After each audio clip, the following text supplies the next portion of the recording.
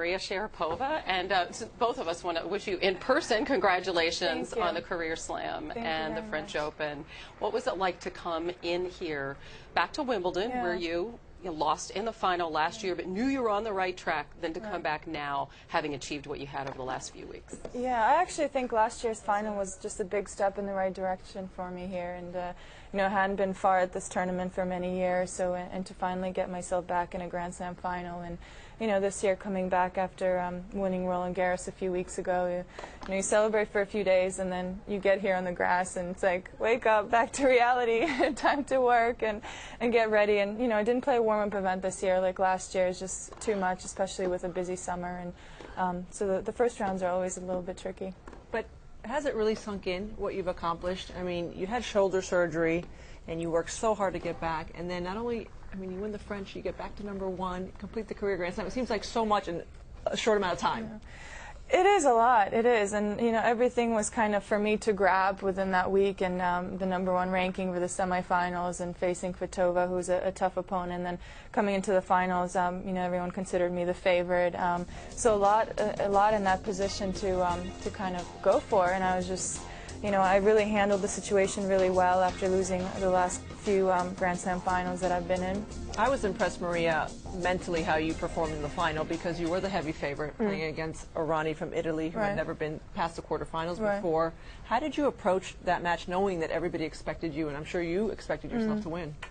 Yeah, well, I knew that it wasn't going to be easy, because I mean, she loves clay, and I think she's won, going into that final, she's won so many clay court matches this year, and a few titles on clay, and I saw her progress. I felt like I was playing after her in every day of the matches that we played, and I really saw her level progress, and I knew that she could be really dangerous. And when you're facing an opponent that's never been in a final of a Grand Slam, you don't know what you're going to get. You know, they can go out and they can start swinging, and it's their opportunity, and they play their game. But I handled it really well. You've been on the other side of that. Your first win here, as you shocked Serena Williams as a 17-year-old. How did you feel today against Rodionova? 6-3, 6-3 victory. Yeah, I thought I started off really good. You know, didn't finish the match, you know, that well. Had a few ups and downs, but overall for a first match, I thought it was good. And you know, the first matches are always tricky at a Grand Slam. You're never, you can be never too sure of how you feel. You can be playing great in practice, not so good. You go out and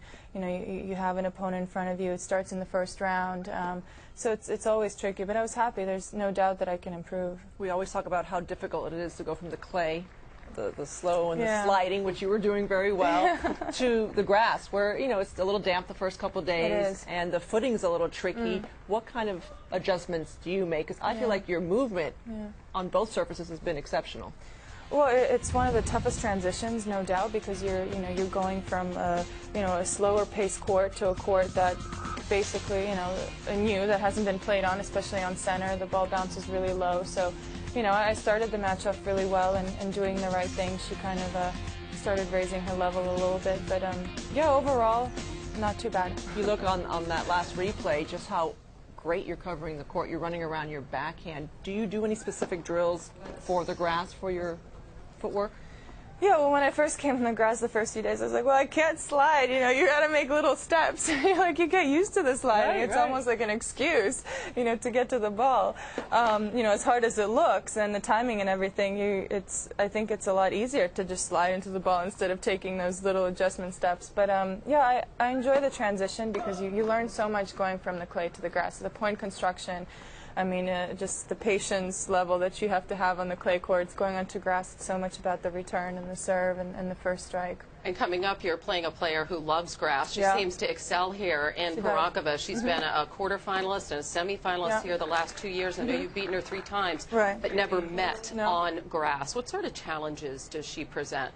Yeah, well, she loves it. I think she really likes the low bounce, and she plays really fast and quick, and also hits slices from the forehand and the backhand. So, really tricky player, and it'll be a really good test for me in the second round. After Wimbledon, you're going to go home for a while. Then you're going to come back here and stay in your same house in preparation for the Olympics, of which you're the flag bearer. I am. In your first ever Olympics for Russia. Congratulations. Thank you. What does that mean to you? Oh, it was such an honor. After the third round during the French Open, I received a text message from the Olympic Committee asking me if I would be willing to do something like that. And well, first I didn't know if that was a question or should I, like, do I have to answer to that? or the fact that they just asked me something like that. It was such an, I mean, growing up in Russia was such a huge, the Olympics were just such a huge part of the culture there. And tennis wasn't so big actually, so it was more the, you know, the winter sports and gymnastics and rhythmic gymnastics. But now seeing how tennis has grown in the country and how important it is, you know, for our country, will it'll just be an incredible feeling. I can't wait. How do you keep that tunnel vision and that intensity, because it is just back to back to back between the French Wimbledon and the Olympics?